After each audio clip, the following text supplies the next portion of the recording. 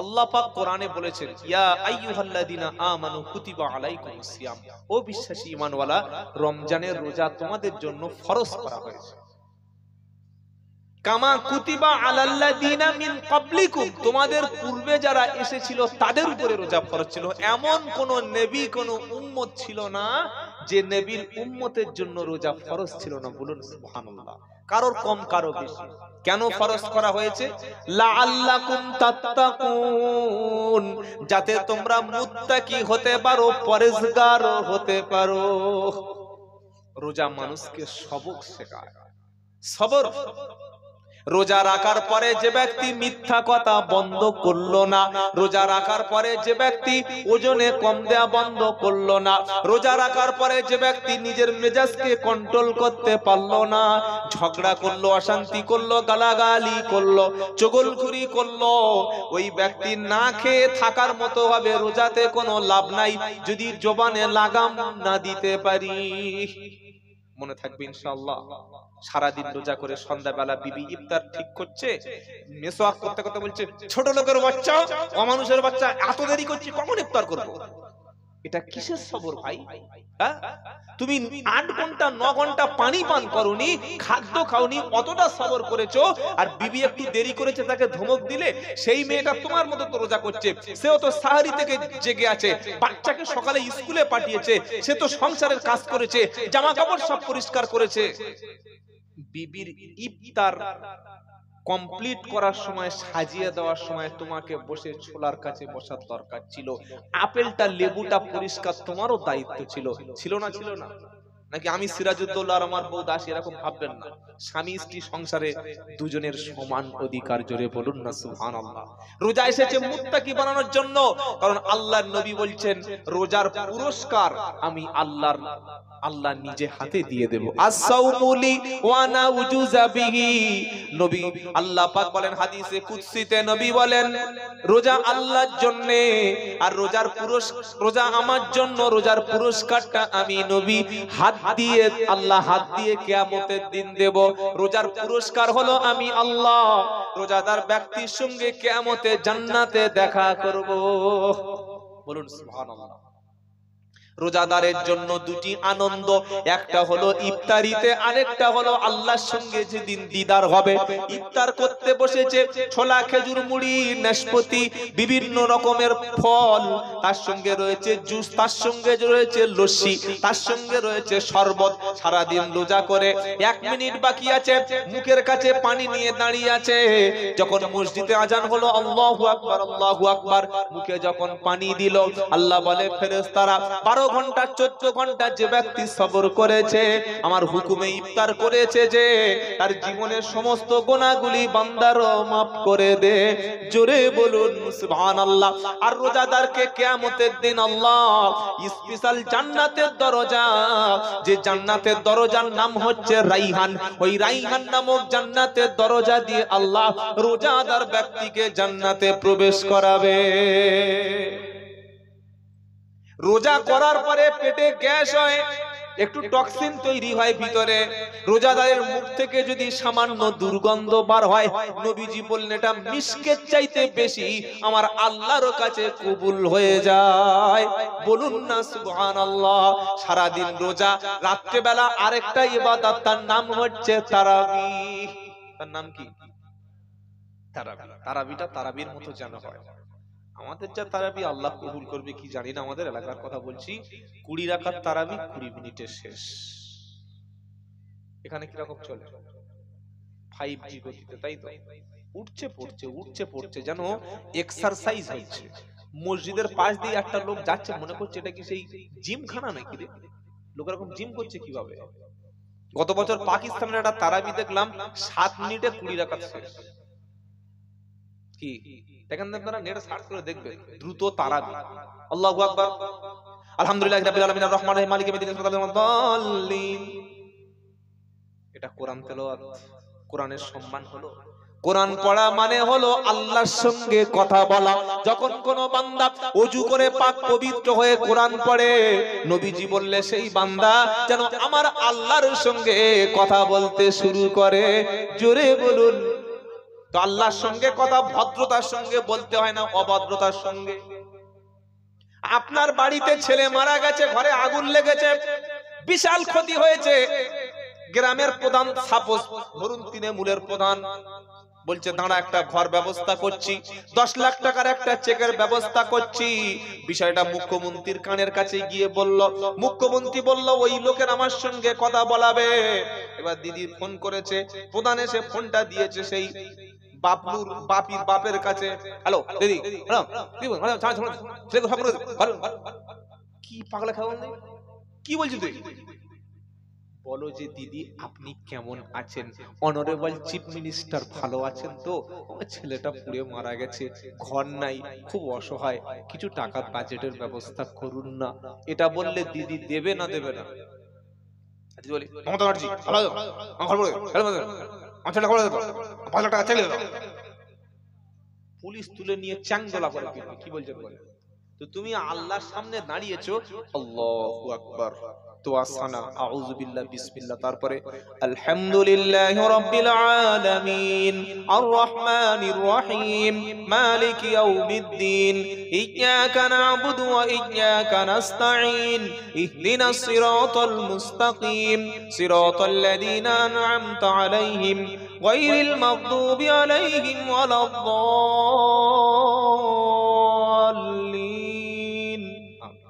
এরকম অন্তত এতটুকু মিনিমাম পড়ার দরকার ছিল তো। রুকুতে গেছে সুবহান রাব্বিয়াল আযীম কমপক্ষে 3 বার বলে উঠে দাঁড়িয়ে সুবহানাল্লাহ বলতে যতক্ষণ সময় লাগে এতক্ষণ পরিমাণ দাঁড়ানো ওয়াজিব। দাঁড়ালো না, হুশ করে সিজদায় চলে গেল। মুক্তাদি দাঁড়িয়ে আছে, দেখছে ইমাম ফের সিজদা দিয়ে উঠে দাঁড়িয়ে গেছে। পিছনের লোক বুঝতে পারে না ইমামের দুটো সিজদা ও সাথে রুকুতে গেছে। হয় এটা তারাবি না, এটা কখনো তারাবি না। আল্লাহর নবীজি কিয়ামুল লাইল আদায় করতে করতে পাপ ভুলে যেত, বলুন না সুবহানাল্লাহ। তারাবিটা তারাবির মতো পড়ুন, 2 রাকাত পড়বেন, আবার মাঝখানে একটু জিকির করে আবার 2 রাকাত, খটখট খটখট করে, ওটা তারাবি নয়। আর তারাবির মধ্যে চেষ্টা করবেন কোরআন তেলাওয়াত করার, যদি সামর্থ্য না থাকে হাফেজকে রেখে খতমে তারাবি শুনবেন, গোটা কোরআনটা শোনা সুন্নাত। সুবহানাল্লাহ বলেন।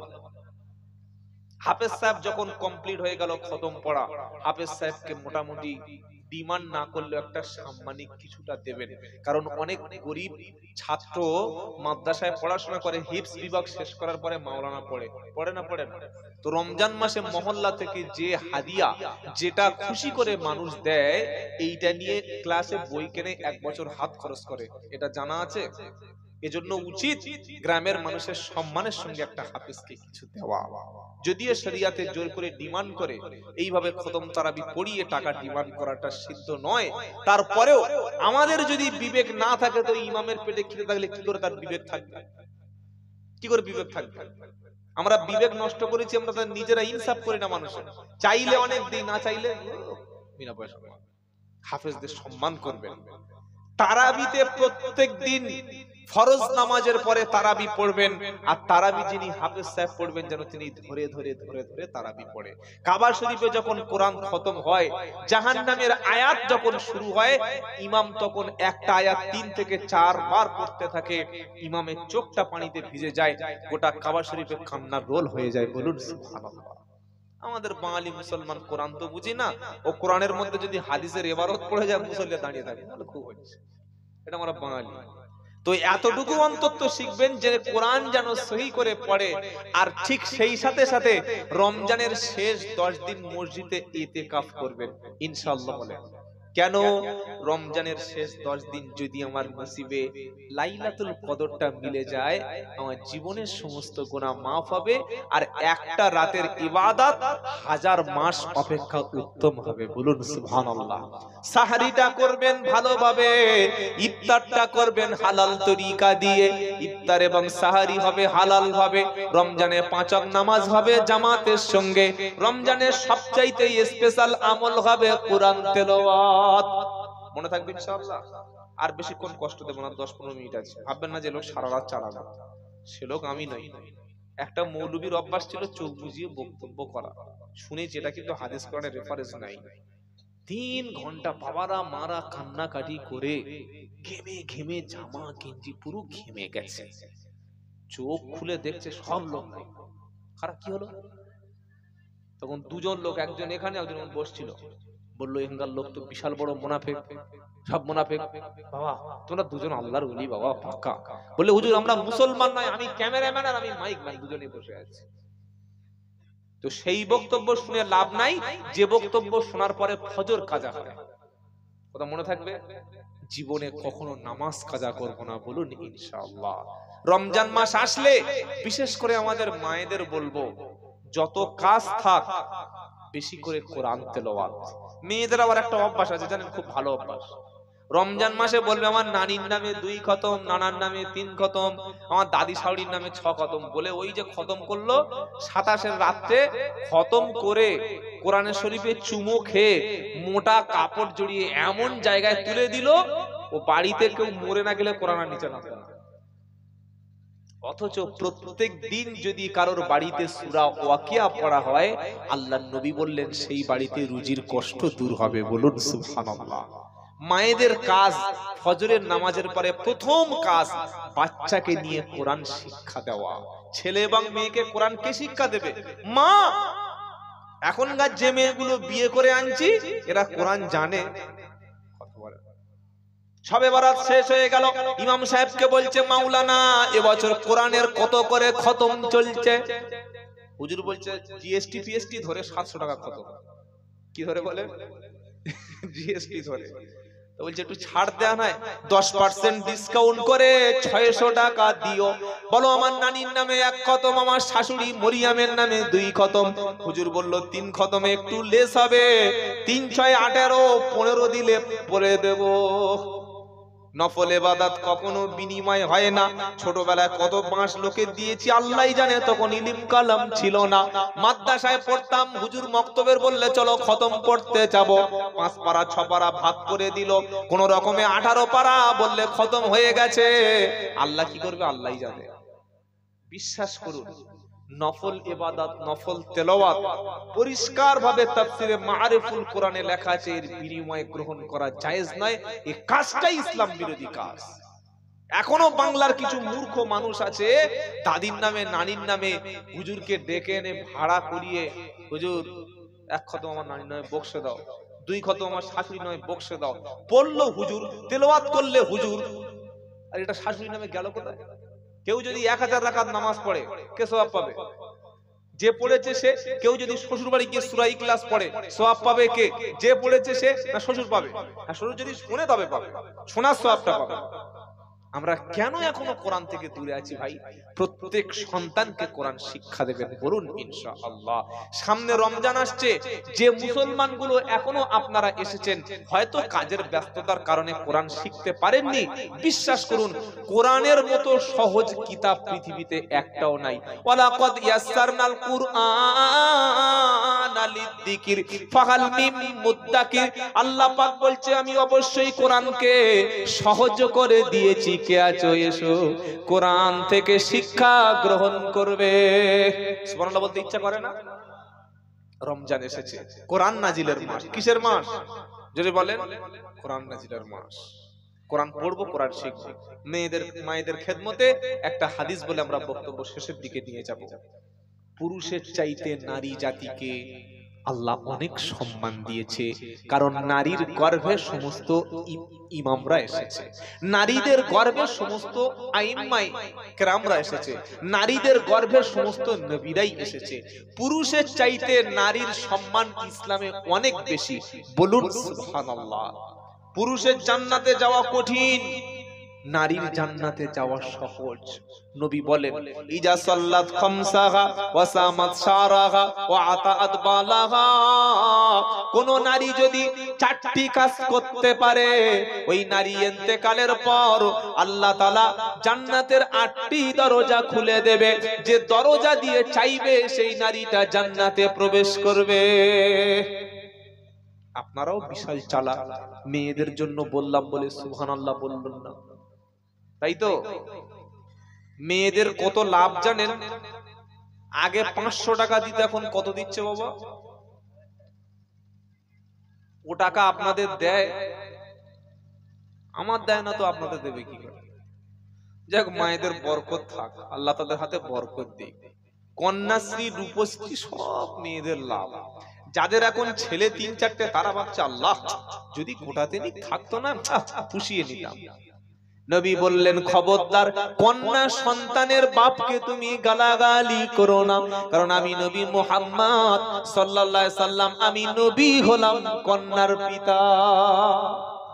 নবী বাড়ি থেকে আসলে প্রথমে ফাতেমার জন্য কিছু হাদিয়া এনে উপহার দিতেন। সুবহানাল্লাহ বলতে ইচ্ছা করলো না? এটা করতেন।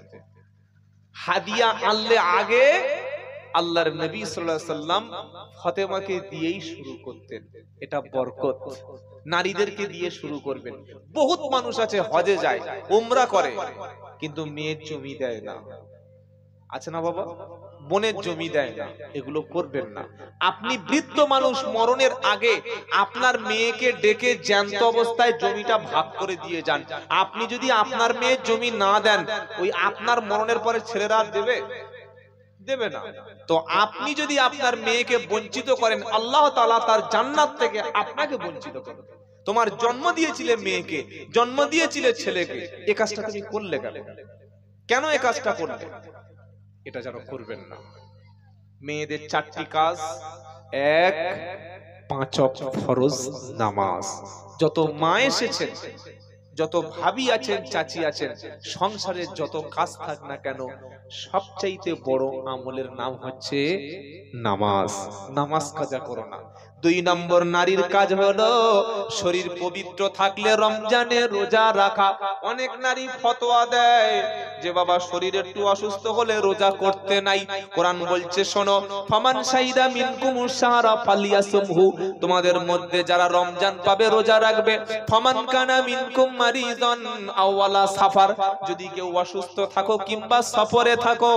অসুস্থ মানে কি? মাথা ঘুরছে, পেটে একটু গ্যাস, কাজ হিনজিন করছে, এটা অসুস্থ না। ভালো ডাক্তার যদি প্রেসক্রিপশন করে, ইমানদার মুত্তাকি পরেজগার ডাক্তার যদি বলে এই লোক রোজা রাখলে মারা যাবে, কঠিন অসুস্থ হয়ে সঙ্গে সঙ্গে মৃত্যু মুখে পড়বে, ওই ব্যক্তি সুস্থ হওয়া পর্যন্ত রোজা করার জন্য অপেক্ষা করবে। যখন সুস্থ হবে তখন রোজা রাখবে। আর লোকটা যদি রমজানের পরেও জীবনে সুস্থ না হয়, এত পার্থক্য, এত অসুস্থ, সুস্থ যদি আর কখনো না হয়, তো ফিদিয়াতু তুআমু মিসকিন, একটা রোজার পরিবর্তে একটা মিসকিনকে দুবেলার খাবারটা দিলে আল্লাহ মাফ করে দেবে। কোন ব্যক্তির জন্য? রমজান এসে গেছে, বৃদ্ধ, প্রচন্ড অসুস্থ, রোজা করতে পারেনি, হয়তো রোজার পরে সুস্থ হওয়ার একটা সুযোগ ছিল, তাও হতে পারেনি, আর সুস্থ হওয়ার কোনো সুযোগ নাই। প্রত্যেক 2 ঘন্টা পরে পরে ওষুধ খেতে হয়, প্রত্যেকদিন ইনসুলিন নিতে হয়, ওই বিভিন্ন রকম ওষুধ খেতে হয়, সুস্থ হওয়ার উপায় নেই। তার জন্য একটা রোজার পরিবর্তে যদি ফিদিয়া খাবার, মিসকিনকে একদিনের খাবার দিলে, আর যদি জীবনে রোজা করার কোনো সুযোগ না থাকে, তার জন্য ঠিক আছে। সারাদিন গরুর মতো ঘুরছে আর সন্ধ্যাবেলা ইফতার খাচ্ছে আর বলছে ভাই আমি রোজা করে, এটা যেন না হয়। মায়েদের বলছি, রমজানের শরীর যদি নাপাক থাকে, মেন্স থাকে, সেই কয়েকদিন কে আল্লাহ তাআলা রমজানের পরে একটার পরিবর্তে একটা করে দিতে নির্দেশ। কিন্তু সুস্থ মানুষ, ভালো মানুষ রোজা রাখে না, আল্লাহ ছাড় দেবে না। পেটে বাচ্চা, সবে 1 মাসের বাচ্চা, 2 মাসের বাচ্চা, বলছে ডাক্তার বলেছে রোজা রাখলে যাবে। কোন ডাক্তার রে? কিছু জানে? সেই ডাক্তারের সঙ্গে কনসাল্ট করো, আলোচনা করো, ডিসকাস করো, পরামর্শ নাও। যে পাকা মুমিন ডাক্তার, ইমানদার ডাক্তার, বড় গাইনোকোলজিস্ট, বাচ্চার 1 সপ্তাহ বা 15 দিন পরে হবে বা 10-12 দিন পরে হবে, হওয়ার সময় হয়ে গেছে, বড় ডাক্তার, মুত্তাকি পরেজগার ডাক্তার যদি বলে না এই অবস্থায় এই নারীটা 12-14 ঘন্টা পানি না খেয়ে বা খাবার না খেলে বাচ্চা মারা যাবে, সেই ক্ষেত্রে সেই কয়েকটা রোজা তার জন্য পরবর্তীকালে করে দেওয়া মাপ আছে। কথা বুঝতে পেরেছেন না পারেন না? পেটে সবে একটা বাচ্চা এসেছে, 2 মাস হয়নি, সে রোজা বাদ দিয়ে বেড রেস্ট করছে, এটা কোনো খারাপ নয়। আল্লাহ পাক মায়েদেরকে বললেন জান্নাতে যাওয়ার জন্য দ্বিতীয় কাজ রমজানের ফরজ রোজা। 3 নম্বর কি বললেন? স্বামীর খেদমত। সুবহানাল্লাহ বলেন। স্বামীর খেদমত এত বেশি গুরুত্ব। কোন নারী যদি এমন অবস্থায় মারা যায়, স্বামী তার প্রতি সন্তুষ্ট ছিল, নবী বললেন সেই নারী হবে জান্নাতি। আহা, ফাতেমার মতো মায়েরা জীবন গড়ো। স্বামী যেখানে যেতে নিষেধ করছে যেও না। বাপের বাড়ি যাওয়ার নাম করে বোনের বাড়ি, বোনের বাড়ি, সব জায়গায় ঘুর। সমাজে একটা মেয়েলি হাদিস আছে, হাদিসুন নিসা বলবো, বললে পাপকে ঘৃণা করো পাপীকে নয়। শোনেন নাই? পাকা শয়তানি কথাবার্তা। পাপকে ঘৃণা করো পাপীকে নাই, তাহলে মদ করার সঙ্গে একসঙ্গে বসে খাই, তাই তো? পাপকে ঘৃণা করো পাপীকে নাই, তাহলে জেনাকরকে কোলে করে তুলে নাচাই। পাপকে ঘৃণা করো পাপীকে নাই, যে মালটা বসে বসে সুদ খাচ্ছে ওর বাড়িতে তাহলে মিলাদে গিয়ে ভালো করে গরুর মাথাটা খাই। নবীর হাদিস তুমি অন্তর থেকে ঘৃণা যদি কমপক্ষে করতে পারো, এটা দুর্বল ঈমান। আরে বলে দিয়েছে পাপকে ঘৃণা করো পাপীকে নয়। তবে আমরা পাপী ব্যক্তিদের সমাজ থেকে বিচ্ছিন্ন করে দেব না, তাদেরকে নসিহা করে তাদেরকে ইসলাহ করে ইসলামের দিকে তুলে নেব। বলুন সুবহানাল্লাহ। আমার একটা ভাই মদ খাচ্ছে, আরেকজন ভাই সুদ খাচ্ছে, আরেকজন বেনামাজি, আমি কি তাদেরকে কি করব? গুলি করে মেরে দেবো নাকি? কথা বলে না। মদ করে গুলি করার আদেশ ইসলামে আছে? উদউ ইলা সাবিলি রাব্বিকা বিল হিকমাতি ওয়াল মাউইযাতিল হাসানা ওয়াজাদিলহুম বিল্লাতী হিয়া আহসান ইন্না রাব্বাকা হুয়া আ'লামু বিমান যাল্লা আন সাবিলিহি ওয়া হুয়া আ'লামু বিল মুহতাদিন। 14 পারা 20 পৃষ্ঠা 11 নম্বর লাইনে 125 নম্বর আয়াত সূরার নাম নাহাল। আল্লাহ পাক বলছে, হাবিব গো তুমি মানুষদেরকে আল্লাহর দিকে জুড়ে দেবে, আল্লাহর দিকে ডেকে নেবে। তোমার ডাকটা হবে আল্লাহর জন্য। কার জন্য? জোরে বলেন। যে আলেমের মুখে, যে পীর সাহেবের মুখে, যে বক্তার মুখে আল্লাহর দিকে ডাকে না, কোরআনের দিকে ডাকে না, নবীর দিকে ডাকে না, মসজিদের দিকে ডাকে না, মাদ্রাসার দিকে ডাকে না, খালি ডাকছে বাবার কাছে আসো, এখানে আসলে দোয়া কবুল হবে, বাবার কাছে মুরগি দাও, এটাই তোমার জান্নাতের রাস্তা, নামাজ না পড়ো আর না পড়ো, তাবিজ নাও গলায় দাও, বিপদ কেটে যাবে। আল্লাহ রাসূলের পথে যাওয়ার দরকার নাই, হাফেজ হওয়ার দরকার নাই, কোরআন পড়ার দরকার নাই, নামাজ পড়ার দরকার নাই, আমার হাতটা তোমার মাথায় থাকলে তুমি বেঁচে যাবে। আল্লাহ পাক বলছে ওসব কথা ভুলে যাও। উদু ইলা সাবিলি রাব্বিকা বিল হিকমাতি ওয়াল মাউইযাতিল হাসানা। নবী আপনি মানুষদেরকে ডাকবেন আল্লাহর দিকে, মসজিদের দিকে, কোরআনের দিকে, দ্বীনের দিকে, ইসলামের দিকে ডাকবেন। হিকমার সঙ্গে মিষ্টি মিষ্টি কথা বলে, উপদেশ দিয়ে, ভালো ভালো ওয়াজ নসিহত করে ডাকবেন। আর কে হেদায়েত হবে কে হবে না এটা আমি আল্লাহর হাতে, ওখানে তোমার কিছু করার নাই। প্রত্যেকটা দাঈর একটাই উদ্দেশ্য, মানুষকে আল্লাহর দিকে জুড়ে দেবো। বলুন ইনশাআল্লাহ। এখন তো আমরা দলের দিকে ডাকছি, আমার দলটা ঠিক, আমার দরবারটা ঠিক, আমার পীরটা ঠিক, বাদ বাকি সব বাতিল। কেন ভাই? কেন আমরা এক আল্লাহর দিকে ডাকতে পারি না? কেন মুসলমান বলতে পারছি না? আমি ফুরফুরা, আমি তবলিগ জামাত, আমি আজান গাছি, আমি কাদরিয়া, আমি চিশতিয়া। পরিচয় কবরে সব চলবে তো। মার রব্বুক, তোমার রব কে? আল্লাহ। মান দীনুক, তোমার দিন কি? আমি ফুরফুরা, মেরে ছাল চামড়া ছাড়িয়ে নিহেড়ে মাছ বানিয়ে দেব। মান দীনুক, তোমার দিন কি? বেরিলি, মেরে তোমার একদম পুরো বেল ফাটিয়ে দেবে, মাথার কদবেলটা। মান দীনুক, তোমার দিন কি? তবলিগ জামাত, চামড়া পুরো একদম মুরগির মতো ছাড়িয়ে নেবে। প্রত্যেকের কিন্তু পরিচয় থাকবে মুসলমান। ফুরফুর একটা জায়গার নাম, তবলিগ জামাত একটা পবিত্র মেহনতের নাম। কি বলছেন আপনারা? কিন্তু এ নিয়ে আমাদের পরিচয়টা কেন হবে ভাই? একটা লোক মরে গেছে, একটা লোকের বাড়ি মিলাদ হবে, আমরা যাচ্ছি না কেন? ও আমাদের দলের নয়। একটা লোক কোরআন হাতে করে মানুষকে মসজিদে এসে বলছে, ভাই কোরআন পড়তে জানো? না আমি জানি না। কোরআন জানো না? না। তোমার নাম কি? উসমান। মুসলমান বলে মুসলমান না, কাঁচা একটু গরু গোশ খেয়েছি, দেখো মুখে মাল গোশ লেগে আছে। উসমান নাম, মুসলমান, কোরআন শিখুনি? কত বয়স? 42। ছেলে মেয়ে কটা? 6টা। কি করো? কি করবো? বসে বসে খাই। কোরআন শিখুনি? দাঁত বার করে হ্যাঁ না। তা ভাই আমরা এসেছি, একটু বসো না। ওযু জানো? বলে ওযু সেই বিয়ের সময় একবার করেছিল। কবে? বিয়ে করতে যাস না ওযু করে, তারপরে আর ওই বিবির কাছে থেকেছে, ওযুও করেনি, গোসলও করেনি, ওই শুইয়ে চলে আসছে। তা বললে ওযু জানো না? বললে হ্যাঁ জানি, হাত ধোয়া, পা ধোয়া, মুখ ধোয়া, নাক ধোয়া, কান ধোয়া, চোখ ধোয়া, দাঁত ধোয়া। এতগুলো ওযুর ফরজ তো 4টে। কটা? ইয়া আইয়ুহাল্লাযীনা আমানু ইযা কুমতুম ইলাস সালাত ফাগসিলু উজুহাকুম ওয়া আইদিয়াকুম ইলাল মারাফিক ওয়ামসাউ বিরুসিকুম ওয়ারজুলাকুম ইলাল কাবাইন। 6 পারা 7 পৃষ্ঠা 6 নম্বর আয়াত 1 নম্বর লাইন সূরা মাইদা।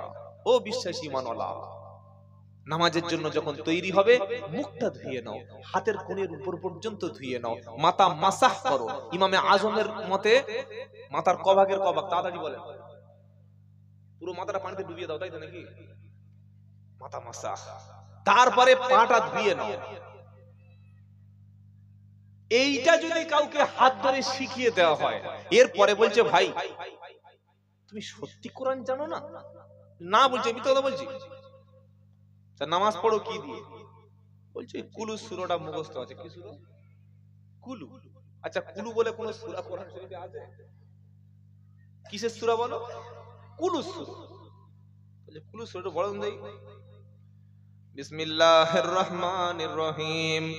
কুলু হুয়াল্লাহু আহাদুন আল্লাহুস সামাদ লাম ইয়ালিদ ওয়া লাম ইউলাদ ওয়া লাম ইয়াকুল লাহু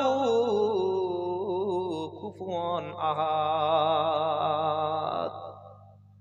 আচ্ছা, আপনারা বলুন, এই রকম পড়া যদি ফেরেশতারা শুনে, ফেরেশতারা কোরআনের সঙ্গে মিল করতে পারবে? ফেরেশতা মনে করছে তো কোরআন বলছে না, হয় বাপের জন্মের তারিখ বলছে, আর তা না হলে অন্য কোনো ভাষা আবিষ্কার বলছে। কুলু বলে কোন জিনিস তো সূরা ইখলাসে নেই। কুল হু আল্লাহু আহাদ আল্লাহুস সামাদ। সারা জীবন নামাজ পড়ে আসছে, ছামাত ছামাত করে চালিয়ে যাচ্ছে। ছামাত ছামাত তোর বোনাই হয় না, তো বাপ হয় রে। লেখা আছে সামাদও বলছে ছামাত। এটা শেখার দরকার আছে। লাম ইয়ালিদ ওয়া লাম ইউলাদ ওয়া লাম ইয়াকুল লাহু কুফুয়ান আহাদ। এইটুকু সহি করার জন্য তোমাকে 14 বছর মাদ্রাসা যাওয়ার দরকার নাই। যারা কোরআন শেখাতে এসছে মসজিদে, ওদের পাশে বসে নিজের ভুলটা শিখে নাও। এখনো সময় আছে, শিখে নাও, দলাদলি করো না। আমার দলের লোক আমার পীর সাহেব মানা করে, তো কোন পীর সাহেব রে? কোন পীর সাহেব মানা করেছে? পীর তো হবে তিনি যিনি কোরআন শিখবে এবং শিখাবে। খাজা মঈনুদ্দিন চিশতি না আসলে হিন্দুস্তানে কোরআনের দাওয়াত থাকতো না। বড় পীর আব্দুল কাদের জিলানী না থাকলে দাওয়াতের কাজ হতো না। খাজা নিজামুদ্দিন চিশতি না থাকলে, নিজামুদ্দিন আউলিয়া না থাকলে কোরআনের দাওয়াত বন্ধ হয়েছে। তো ফুরফুরার আবু বকর সিদ্দিক না থাকলে বাংলার জমির মানুষ কোরআন পেত না। তুমি বলছো কোরআন শিখলে শেখা যাবে না? কোন দরবার থেকে মানা করেছে কোরআন শেখা যাবে না? না, আমাদের হুজুররা মানা করেছে। কেন মানা করেছে? হুজুররা জানে যে আমরা তো জেরক্সের মাল চালাচ্ছি ভাই। জেরক্স চলছে না, তাবিজ হাতে লিখে দিচ্ছে, সেটা ভিন্ন কথা। জায়েজ না জায়েজ, সুন্নাত বিদআত শিরক বিদআত আলাদা। বড় বড় কোরআন শরীফ নিয়ে ফর করে মেশিনে চালিয়ে দিচ্ছে, একটু পর দেখি এত বড় ইয়াসিন বার হয়ে আসছে। ছি ছি ছি, এই কি কোরআনের সম্মান?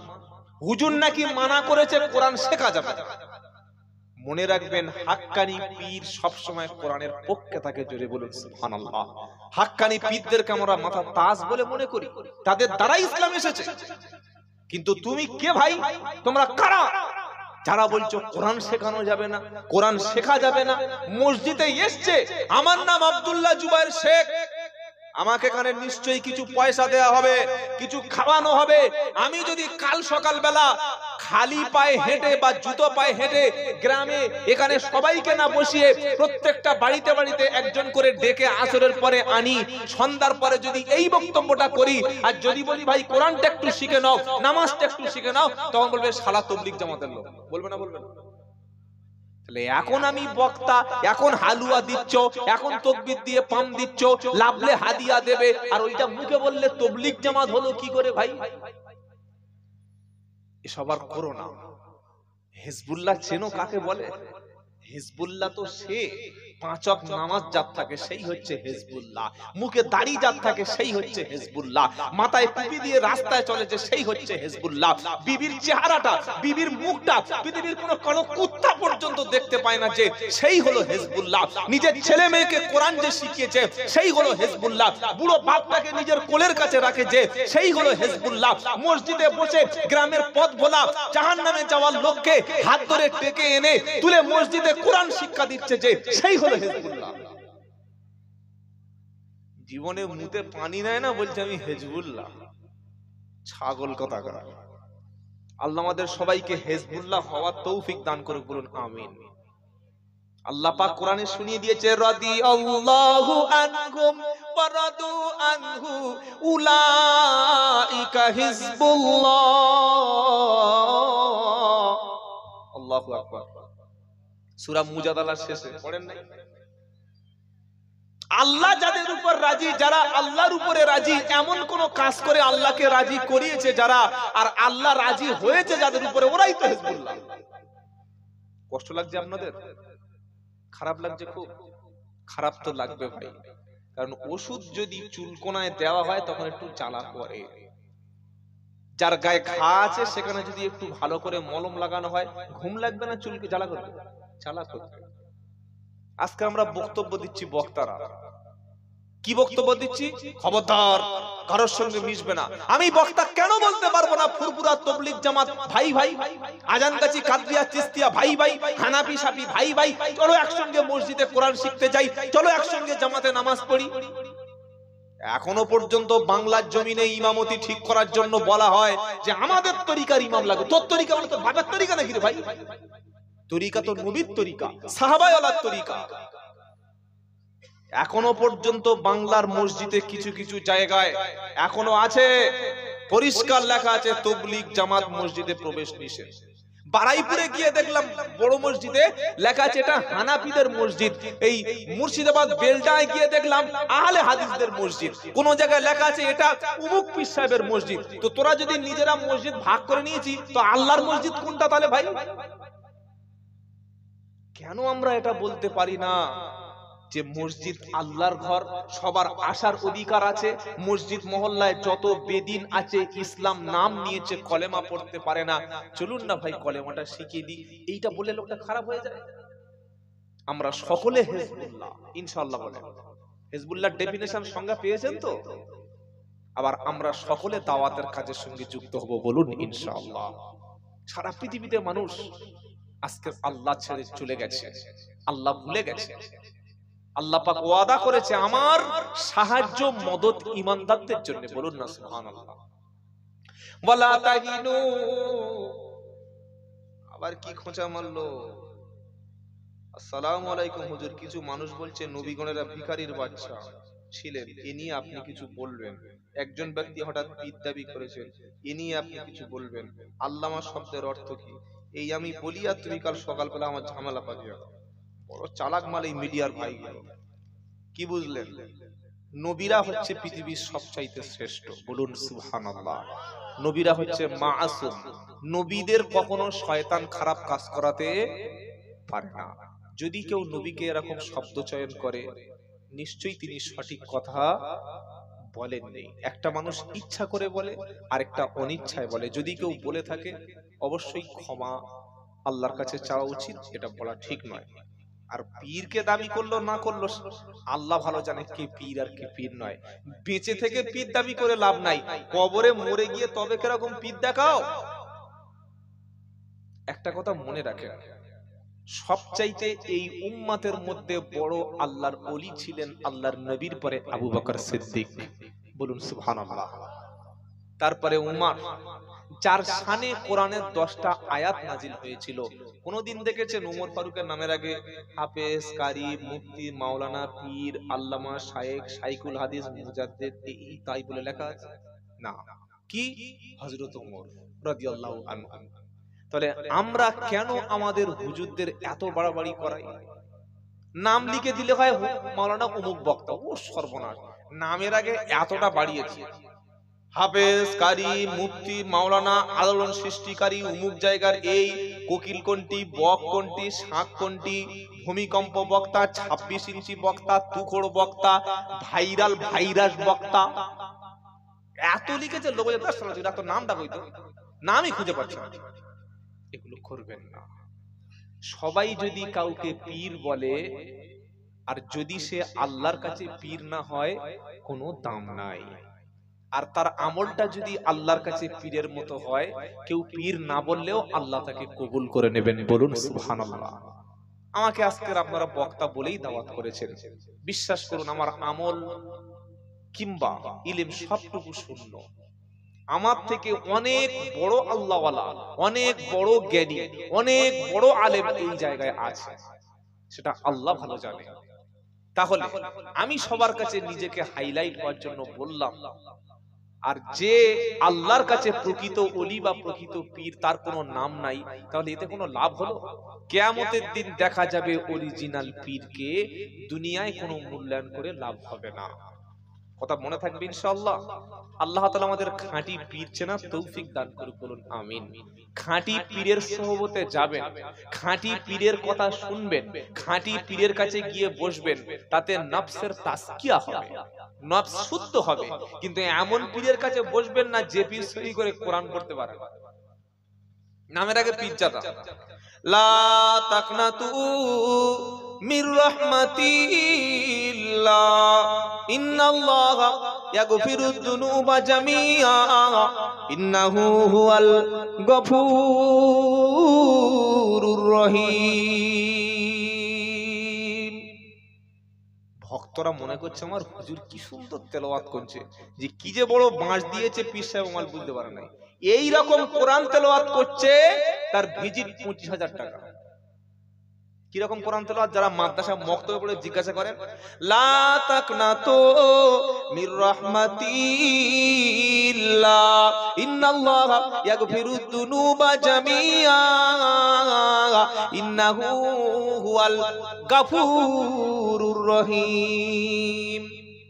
লা তাকনাতু মির রাহমাতি বলে টান আছে, কোন অক্ষরে জাবার জের পেশ হারাকাত হলে টান হয় না, তাড়াতাড়ি পড়তে হয় ভাই, তাড়াতাড়ি পড়তে হয়। ও তিল্লা বলে টান দিয়ে দিয়েছে, এতেই লোক খুশি। আমাদের হুজুর বলেছে 25,000 টাকা ভিজিট। আরে তুই আগে মক্তবে পড়, আগে নুরানি কায়দাটা সহি করে পড়, মক্তবে বাচ্চার কাছে সহি করে তাসবিহটা শিখা, তবে তুই পীর দাবি করবি, বক্তা হবি। হতভাগা কথা। সমাজে মূর্খদের ভণ্ডামিটা লোক বেশি মেনে নেয়, যারা বড় বড় ওলামা তাদের কথা লোক শুনতে চায় না। আর ভণ্ডামি করতে পারলে, গজল গাইতে পারলে সে বক্তা হয়ে যায়। আল্লাহ আমাদের সবাইকে সহিটা মেনে নেওয়ার তৌফিক দান করুক। গত পরশুদিন আমার একটা প্রোগ্রাম ছিল, ওটা ওই একদম দাঁড়িয়া বাজারের কাছে, আমাদের এই ওটাও ক্যানিং থানা। আমার বক্তব্য ছিল, ভালো করে শুনে রাখেন, কারা সমাজকে বিভেদ করছে, কারা মানুষকে ঠকাচ্ছে। ভাই মনে রাখবেন, যারা প্রকৃত আলেম তারা সবাইকে নিয়ে চলতে শেখে, বলুন না সুবহানাল্লাহ। যারা খাঁটি হাক্কানি পীর, খাঁটি ওলি যারা, তাদের কাছে সমস্ত মানুষ তাদের কাছে সমান, তারা কাউকে লাথি মেরে তাড়ায় না, কারোর সঙ্গে চলবো না, এটা কোনোদিন খাঁটি পীরেরা বলে না। শত্রুর জন্য দোয়া করতে আমার ইসলাম শিখিয়েছে। সারা জীবন নবী কাফেরদের জন্য হেদায়েতের জন্য দোয়া করেছে, সারা জীবন আবু তালেবের জন্য দোয়া করেছে। আব্দুল্লাহ ইবনে উবাইয়ের মতো মুনাফিক, নবী নিজের পাঞ্জাবিটা যার কাফন বানিয়ে দিয়েছে, যার মরণের পরে 70 বার নবী দোয়া করো না, ক্ষমা চাইতে নিষেধ করা হয়েছে, তার জন্য নবী ক্ষমা চেয়েছে। আমি বক্তব্য করছি, ওখানে 12:30টায় উঠেছি, আমার টাইম ছিল 2:30টা, 2 ঘন্টা বড় জোর 3-2.5 ঘন্টা। এক পীর সাহেব আসলো, তার নাম হচ্ছে সৌদ, সে এক দরবারের মাল। এসে রাস্তায় এই ধরুন এখানে মাইক আছে, আওয়াজ তো অন্তত 1/2 কিলোমিটার যাচ্ছে, কমিটির ছেলেরা গেছে, কি বলছে, হুজুর চলুন আপনার সময় আসবে। কে বক্তব্য করছে এখন? আব্দুল্লাহ জুবায়ের। বলল ওর সঙ্গে আমি জলসা করি না। কেন, কি সমস্যা? করি না, ও আমাদের দলের লোক নয়। তোমার দল মানে? ইসলাম তো একটা দল। আমি কি কাফের? আমি কি খ্রিস্টান? আমি কি ইহুদি? আমি কি জঙ্গি? আমি কি বেরিলি? না আমি ওহাবি? আমি কোন দলের? না আমি হিন্দু? বলছে না, ওর সঙ্গে আমি বক্তব্য করবই না, ওকে মঞ্চ থেকে নামিয়ে দে, তবে আমি যাব। একটা পীরের ব্যাটার হিংসাত্মক মনোভাব, কারা সমাজকে ভাগ করছে ভাই। বলছে ওকে নামাতে হবে, তবে আমি যাব। আচ্ছা বলুন, কোন ব্যক্তি যদি বক্তব্য করে, আরেকজন আলোচক আসলে তবে তো বক্তব্যটা বন্ধ হবে নাকি বলেন? কেউ আসবে, আমি এখান থেকে পালিয়ে যাব, তবে আরেকজনকে তুলবে, এটা কি সভ্য সমাজের কাজ? কমিটির মধ্যে শিক্ষিত অশিক্ষিত সব রকম আছে। বলছে হুজুর আপনি কি বলছেন বলুন তো, আপনি মাথাটা ঠান্ডা করুন। হুজুর মাথা ঠান্ডা করো, আল্লাহর কসম আল্লাহকে সাক্ষী রেখে বলছি, যে ভাষা বলার নয়, যে ভাষা মুখে উচ্চারণ নয়, পীরের বেটার ভাষা বলছে, সৌদ বলছে আমার মাথায় মুতে দে তবে আমি মাথা ঠান্ডা করব। নাউজুবিল্লাহ মিন যালিক। এই ভাষা মক্ফর বলতে পারে? বলেন, এই ভাষা কোন হারামখোর বলতে পারে? অশিক্ষিত ইলিটারেট বলতে পারে? কমিটি ছেলেরা বলছে হুজুর আপনি একটা পীরের ঘরের ছেলে এইরকম ভাষা বলতে পারছেন? বলে তোর জলসা আমি যাব না, বাড়ি চলে যাচ্ছি রে, আর যে টাকাটা আমাকে দিবি ওই টাকাটা তোরা পিকনিক করে খেয়ে নিবি, যা, আমি তোদের জন্য বদদোয়া করে দিয়ে চলে গেলাম। এবার আপনি বলুন, একজন দাঈর ভাষা কি এরকম হতে পারে? পারে না। একজন পীরের বেটার ঘরের ভাষা এরকম হতে পারে না, কারণ পীর সব সময় মার্জিত হয়। যারা দাঈ, যারা দ্বীনের দাওয়াতের কাজ দেয়, কাজ করে, সব সময় তাকে সহ্য করতে হয়। কেউ গালি দিয়েছে, তুমি দোয়া করো আল্লাহ আমার ভাইটাকে হেদায়েত করে দাও। কেউ তোমাকে তোমার কাছে এসে ইসলাম শিখছে না, তুমি লাথি মেরে তেড়ে দিও না, তাহাজ্জুদে কেঁদে বলো আল্লাহ এই মহল্লার মানুষগুলোর অন্তর কঠিন, আল্লাহ তুমি তাদের অন্তরকে নরম করে দাও, আল্লাহ তুমি তাদের মধ্যে হেদায়েত দাও, আল্লাহ তুমি তাদের মধ্যে ইসলামের নূর জ্বেলে দাও। এটা দাঈ সব সময় দোয়া করে। কি করে একটা পীরের ভাষা বলতে পারে? অথচ হাক্কানি পীরেরা এখনো আছে অনেক। বলুন আলহামদুলিল্লাহ। পীরের ঘরের ছেলে বলে দাবি করে, এই ভাষা সে আমাকে বলেছে। এবার বলুন সমাজকে কারা ভাগ করছে, কারা সমাজকে ধ্বংস করে দিচ্ছে? একজন মুসলমান কোনোদিন বাজে কথা, বাজে ভাষা কোনো মুসলমানের পার হতে পারে না। গালাগালি দেওয়া কোনো মুসলমানের কাজ নয়। আল্লাহ আমাদের এই সমস্ত জাহিলদের হাত থেকে হেফাজত করে, বলুন আমিন। মানুষ এখনো পর্যন্ত বাংলার অন্ধ হয়ে তাদের পিছনে ছোটে আর মনে করে এদের দোয়াটাই কাজে লাগবে, এদের বদদোয়া কাজে লাগবে। মনে রাখবেন দোয়া বা বদদোয়া একমাত্র বাপ মা দোয়াটা কাজে লাগবে। বলুন না সুবহানাল্লাহ। বাপ মা যদি তোমার উপরে রাজি থাকে আল্লাহ রাজি, আর বাপ মা যদি অসন্তুষ্ট হয়ে যায় আল্লাহ অসন্তুষ্ট হয়ে যাবে। নবীকে প্রশ্ন করা হলো খেদমত করব কার? নবীজি বললেন তোমার মায়ের। তারপরে কার? নবীজি বললেন তোমার মায়ের। তারপরে কার? নবীজি বললেন তোমার মায়ের। কবার হলো? জোরে বলে। তিনবার। তারপরে কার? নবীজি বললেন তোমার আব্বার। মায়ের তিন গুণ বলল, কারণ তোমার মা কষ্ট করে গর্ভে ধারণ করেছে, কষ্ট করে দুনিয়ায় ডেলিভারি করেছে, তোমাকে দুধ পান করিয়েছে, এজন্য মায়ের হকটা তিন গুণ ইসলাম বেশি করে দিয়েছে। জোরে বলুন সুবহানাল্লাহ। সেই মুসলমান ছেলে মা ভুলে গেছে, কোত্থেকে কোন বাবা এসছে, পিসাব এসছে, পা টিপতে শুরু করেছে, ফল খাওয়াতে শুরু করেছে। হে ভাই, মাকে যদি খেদমত করে যদি জান্নাত ওয়াজিব করতে হয়, মায়ের পায়ের কাছে বসো, বাপের কাছে একটু বসে খেদমত করো, আল্লাহ তোমার জান্নাত ওয়াজিব করে দেবে। বড় মুরগি বড় ছাগল আর কখনো বাপের জামা গায়ে দেয়া পীরের দিয়ে জান্নাত কামনা করো না। যে মাল টাকা ছাড়া, পয়সা ছাড়া, হাদিয়া ছাড়া কিছুই চেনে না, সেটা কখনো কোনো হাক্কানি পীর হতে পারে না। আর এখন 2024 সালে ইন্টারনেটের যুগে ওই ভণ্ড হুজুরের বদদোয়া কোনো মানুষে আরো ভয় করে না। বলছে হুজুর তুমি চলে যাও, তোমার লাগবে না, চলে যাও, তোমার মতো পিসাবের দরকার নেই। আপনি কি বলছেন বলেন? জাতি বাপ মাকে ভুলে গেছে। সেজন্য যাদের বাপ মা এখনো পর্যন্ত সম্পর্ক নাই, আজ থেকে ফিরে গিয়ে বাপ মার কাছে বসবেন ইনশাআল্লাহ। বলে সামনে রমজান মাস আসছে, যদি ইফতারটা আপনি করেন বাড়িতে, মাকে পাশে বসিয়ে নেবেন, আব্বাকে পাশে বসিয়ে ইফতার করাবেন, আমার আল্লাহ আপনার কবুল করবে। বলুন না সুবহানাল্লাহ। রমজান মাস আসলে সাহারিতে, ফজরের আগে যে সাহারি, বাপকে একটু পাশে বসিয়ে দিয়ে সাহারিটা করাবেন ইনশাআল্লাহ। বলেন ইফতারের সময় বাপকে মাকে জিজ্ঞাসা করবেন, মা কোন ফলটা খেতে মন চাইছে, বলুন মা সেই ফলটা খাবো, আনবো। এটা সন্তান যদি মাকে জিজ্ঞাসা করে, মায়ের মনটা খুশি হবে, আর মায়ের মন খুশি হলে আমার আল্লাহর আরশ খুশি হয়ে যাবে। বলুন না সুবহানাল্লাহ। বাড়িতে মিলাদ যেদিন হয়, কত টাকা খরচ করে কত হুজুরকে দিই, খাওয়ান, হাদিয়া দিন, ফল কেটে দিন। কিন্তু প্রথম যাকে আপনি ফলটা কেটে খাওয়াবেন তিনি আপনার আব্বা, তিনি আপনার আম্মা। বলুন না সুবহানাল্লাহ।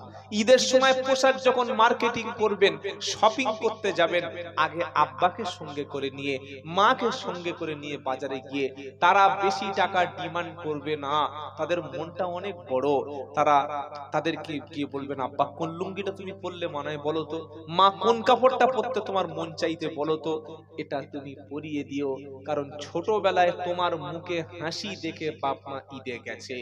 ঈদের দিনে বাপের লুঙ্গি ছেঁড়া, বাপের জামা তালি দেওয়া, পয়সা নেই, কোন রকমে 500-600 টাকা কাজ করে এনে বাজারে গিয়ে ছেলের জন্য সব চাইতে দামি পোশাকটা, মেয়ের জন্য সব চাইতে দামি পোশাকটা পরিয়ে ঈদের দিনে ছেলে মেয়েকে হাত ধরে 10 টাকা করে 20 টাকা হাতে দিয়ে তোমাকে নিয়ে ঈদের নামাজ পড়তে গেছে। পাশের লোক দেখছে কি বলে পুরাতন কাপড় পরে এসেছে, কি করব গরিব মানুষ ভাই, এবছর টাকা পয়সা নাই। ছেলের কাপড়টা নতুন ছিল, বাপের কাপড়টা পুরাতন ছিল। বাপ যখন বয়স হয়ে যায় তখন আর পোশাকের মূল্য থাকে না, বাপ মা সন্তান পোশাক পরলে বেশি খুশি হয়। আজকের সেই বাপ মার মুখে হাসি ফোটাতে যদি পারো, ইনশাআল্লাহ জান্নাত তোমার জন্য অপেক্ষা করছে। জোরে বলুন সুবহানাল্লাহ। সামনে রমজান এসে গেছে, রোজা সম্পর্কে আলোচনা সন্ধ্যা থেকে হয়েছে, তেমন হয়